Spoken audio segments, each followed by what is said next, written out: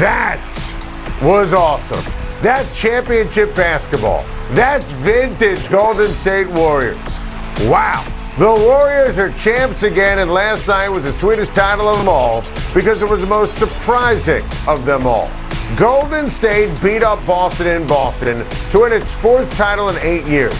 This dynasty is special, but think about it. For this specific year, at no point this regular season were the Warriors the best team in the NBA. KLAY was hurt, then Steph was hurt. You forget Steph was just getting back and was healthy and added to the active roster when the playoffs started. He was coming off the bench in round one against Denver. The beginning of the dynasty was epic. 3 titles in 5 years, a record 73-win season. Then KD left, then rock bottom after the injuries for year 6 and year 7, which made this year so sweet. The climb, the journey. Steph doing his thing to win another title. You saw that video of him crumpling to the ground with emotion to start the show. I mean, he was overwhelmed, and he overwhelmed Boston. This was awesome. He did his thing, and by his thing, I'm talking about an elusive MVP in the finals. 34 points in Game 6. Best player on the floor to make sure Golden State won. And there was no trip to San Francisco, no Game 7. Needed to be special, and wow, he was next level. This was the weakest Warriors team he's won with. The numbers you saw on the screen, Steph's finals numbers were epic. The numbers, the feel, amazing. His defense was great too. And that Game 4 performance last Friday night was an all-timer. I mean, that was without question last Friday night his best and most important performance of his entire career. Jordan-esque. Steph, KLAY, DRAYMOND, they all have 4. They set the tone, the tempo. And Andrew Wiggins followed their lead to have a brilliant postseason after making the All-Star team this year. Wiggins was akin to Scottie Pippen this postseason. Incredible defense, unreal shot making, the ultimate wingman to Steph's historic greatness. How about the Warriors team defense? Just an incredible, total, swarming team effort, just flummoxing Boston when you take a look at what they did in Game 6 and, frankly, all series long. Just turning them over left and right. I told you. Warriors defense, championship worthy. There was major doubt, let's be honest here, that we were ever going to see this again after Kevin Durant left. And then you had not only KD leaving, signature injuries and setbacks. The appreciation of the moment was on display post-game. Celebrate. Appreciate. You know, it's okay to rank championships. That one for the Warriors at the top. I just love Steph Curry. And that's a wrap. There's no more discussion. The previous discussion on Steph's legacy was always kind of dopey beforehand, but now it's over. Steph Curry, if you didn't know, now you know. He's an all-timer. He's a legend. Steph Curry is absolutely positively a top 10 NBA player of all time. That's it. If Steph not having a Finals MVP was the one, but to his career, that's gone. He owned Boston. He earned the Finals MVP. 34 points last night. I mean, are you kidding me? The but's gone. He's the greatest three-point shooter ever, greatest outside shooter ever. He changed the game. Steph's an all-time great winner and an all-time great teammate. The unofficial league leader in fun. My personal favorite nugget of domination and perspective. Steph joins Michael, LeBron, Duncan, Magic, Russell, Kareem. The only 7 NBA players with 4 NBA titles and 2 NBA MVPs. That's the ultimate combo and the ultimate show in terms of all-time success and winning. Steph Curry, 22-4 all-time in playoff series. 22-4. That's a better winning percentage in playoff series than MJ, LeBron, Kareem, Larry, and Magic, which means he belongs with those names. He always has. Now, Michael Jordan is my number 1. Greatest player of all time. That's the way it's going to be for me. Michael Jordan, number 1. forever. Then you can give me LeBron and Kareem and Bill Russell, Magic and Bird without question, Wilt is Wilt, Kobe and Duncan, put them together, they're locks, and Steph. Those are the 10, not in exact order, listed in alphabetical on your screen, but those are the 10 in a grouping. And to me, that's not up for debate. I love Shaquille O'Neal, but he would be next, followed by Hakeem, then Oscar and Jerry West. They would be in my next group. I mean, look, you want to talk physique, right? Bigger players, stronger players, better athletes than Steph Curry. This is a results-oriented business. Steph Curry's feel, the resume, it tells you every time you watch him, you're going to see something you've never seen before, something special, something historic.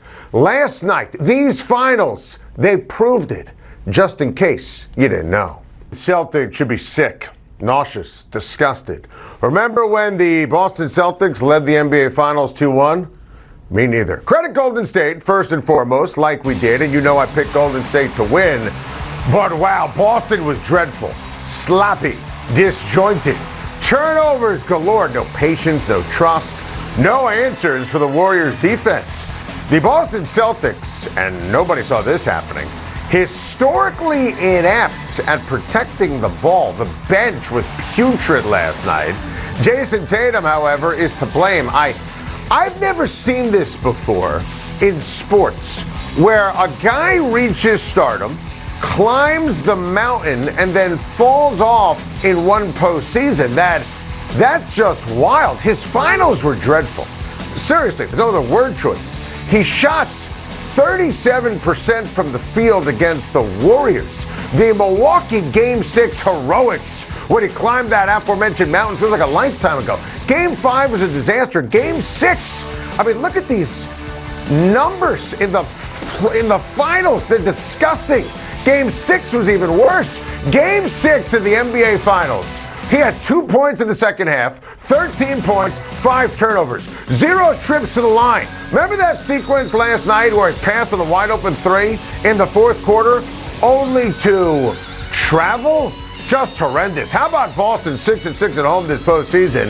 And how about the Celtics? Remember when they were up 2-1? Just horrible. Games 4, 5, and 6 after being up in this series, as we mentioned. Celtics lost the Game 5, where Steph didn't hit a 3. They lost the game when Curry didn't hit a 3. Unacceptable. Look, this is not, and we've stressed this in a positive way from a Golden State standpoint, this is not a historically great team in general or a historically great Warriors team.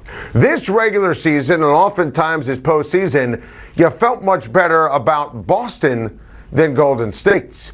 This was a weird, awful nightmare, a disaster for the Celtics. And Steve Kerr is giving, obviously, Steph Curry all the credits, and I appreciate that. But look, needless to say, Steve Kerr is top 5 all-time coach in NBA history. In no order, right? When you look at the names, we're talking about Phil, we're talking about Pop, we're talking about Red, we're talking about Pat Riley, and Steve Kerr. Steve Kerr has a better resume than Chuck Daly. Clearly a better resume than Jerry Sloan. I mean, the numbers speak for themselves. And this, to me, is the greatest coaching job of Steve Kerr's legendary career.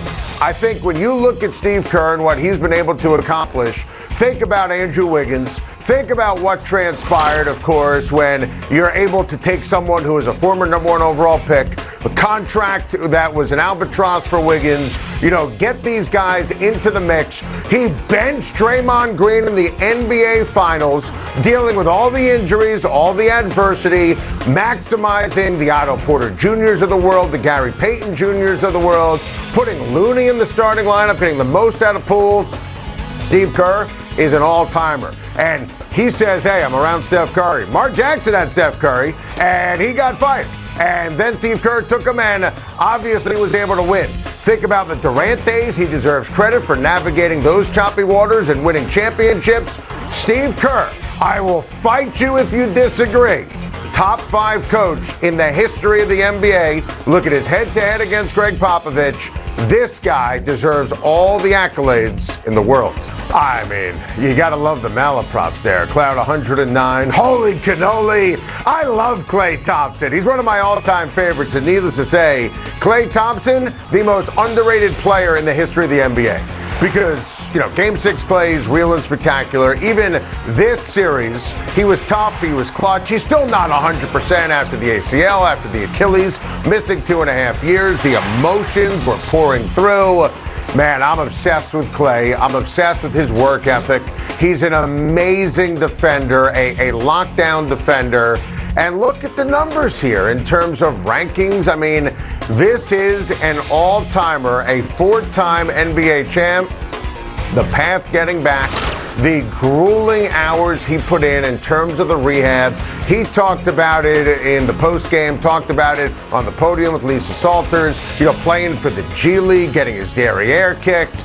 I mean, I felt so happy for our guy, Klay Thompson. Holy cannoli. Draymond Green and the Boston crowd were the adversaries all series long, but it was Draymond who got the last laugh.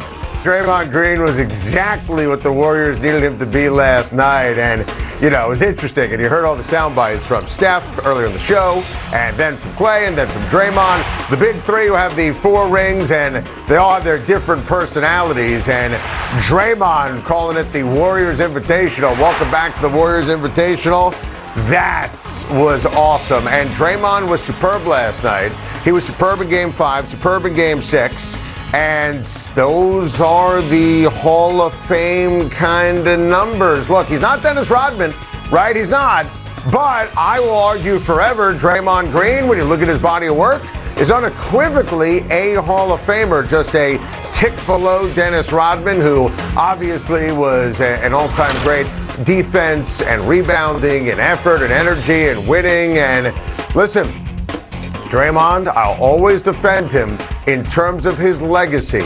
He looked shot. He's doing the podcast, first 4 games of the NBA Finals. Thrilled for him that he had his moment, his time to shine.